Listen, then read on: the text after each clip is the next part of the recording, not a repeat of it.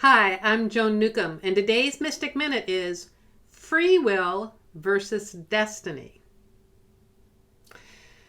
What's real? Is it free will or is it destiny? Is our future set in stone? Do we have no choice in the matter? Are we just stuck with our storyline? Are we born with our destiny? Follow through it to the end?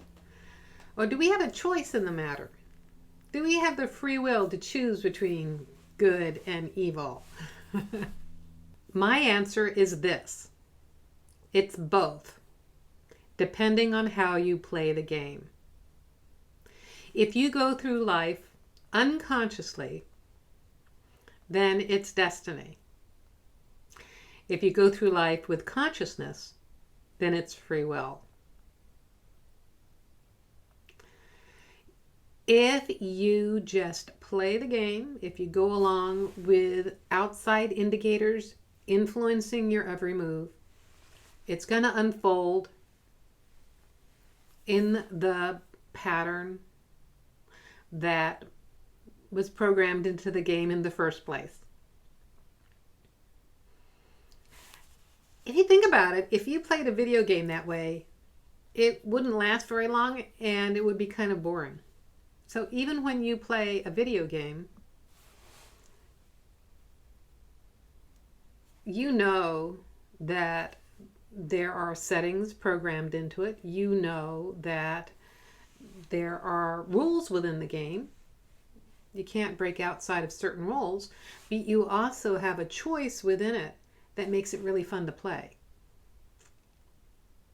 You can choose to go left. You can choose to go right. You can choose to walk in to that doorway. You can choose to step out on that road. So within that context, it's a fun game to play. And within that context, it still feels like it's destiny because you feel restricted by the density and effort. You feel restricted by the time and space constrictions of this reality. Physical reality has a sense of density. It has a sense of heaviness. It has a sense of time and space, things passing, things evolving. And on one level that is comforting and feels secure. And on the other level that is like so boring. And as consciousness, bright spark of light that you are, infinite being that you are, you want to play the game quick. You want to play the game spontaneously. You want to go where you want to go. You want to create your stuff and see it happen. So there's a whole next level to play the game, and that is as consciousness. And when you're playing with it as consciousness, you know the rules of the game, but you also know it's no use trying to bend the rules or say the rules don't apply to me, because that mindset is even more enmired in the density and effort of it. It's more enmeshed in the physical reality. You go, oh, the rules don't apply to me. You're in resistance to the rules. From a higher level of consciousness, you can play this game with curiosity and with a sense of amusement. And then it's like the possibilities expand. Then the ability to navigate through this reality shifts. It becomes a fun possibility because you can see things shift around you without you having to change, fix, or manipulate them. You don't resist what's going on because it's all part of the fun game that you're in.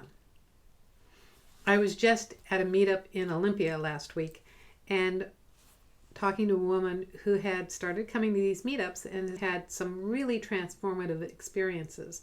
And one of the things is that she had an app on her phone that could tell her what cycle the moon was in. So the app's telling her when the new moon is, and she's looking at the dates.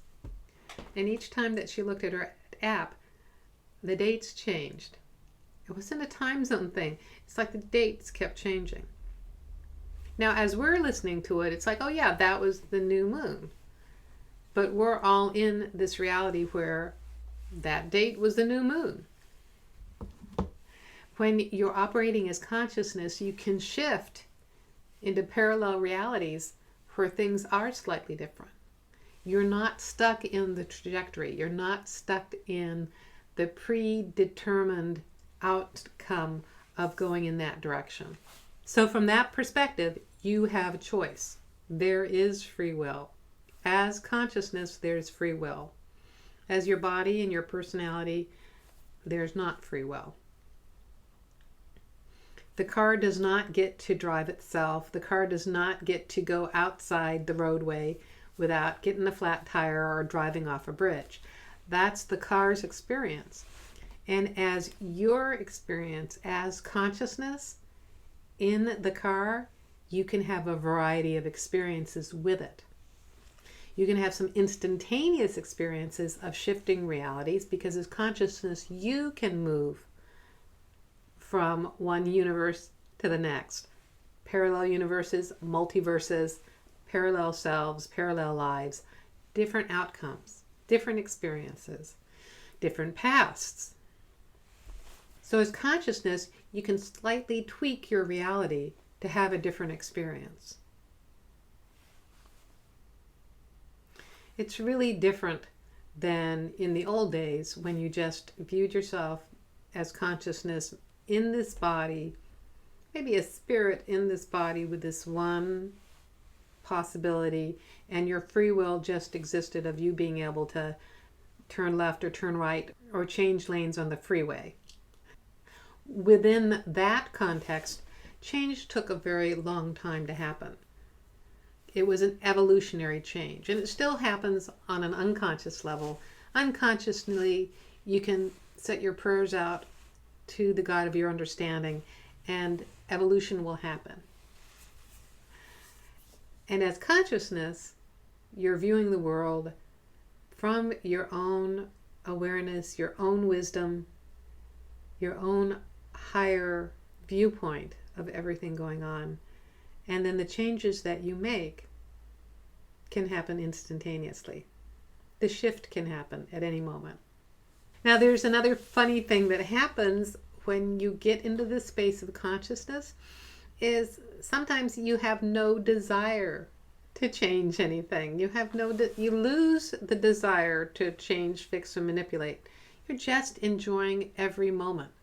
And then change happens, people shift, new people come into your storyline because you have changed, and you're not doing all the stuff that you possibly could do as consciousness to make it happen. You don't need to. You're just having fun being right in the storyline. Another fun way of playing with it, and maybe as consciousness the only way of playing with it, is to shift yourself. Shift your own experience, shift your own vibration, shift your own viewpoint, shift within yourself to having a different experience. And then change happens that way. So if you like these videos, you can subscribe to them on YouTube. You can also sign up below to get them in your inbox. If you want to know more, my website is joan-newcomb.com. I have a weekly radio show and podcast. I also write a weekly e-zine and blog. I have meetups around the Puget Sound. I have a monthly webinar. I also have a purpose and passion program that helps you rediscover your purpose, regain your passion for life. And if you want to know more about that, you can go to joan-newcomb.com, and I'll see you with another Mystic Minute in a couple of days.